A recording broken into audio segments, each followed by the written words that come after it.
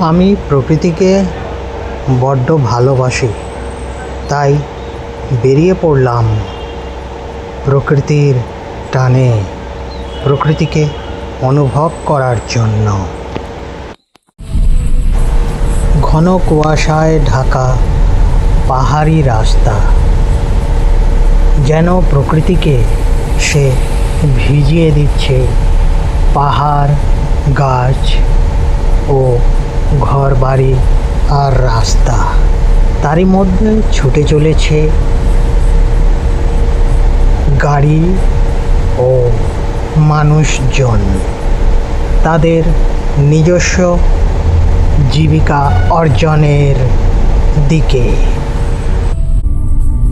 আমারই বাঁদিকে বয়ে চলেছে সেই খরস্রোতা নদী, আর ডান দিকে সেই ধাপে ধাপে চা গাছ। নদী তো দেখতেই পাওয়া গেল না ঘন কুয়াশার জন্যে, তাই চা গাছগুলি দেখতে দেখতে একের পর এক ধাপ পেরিয়ে আমরা চলেছি সেই গন্তব্যের দিকে।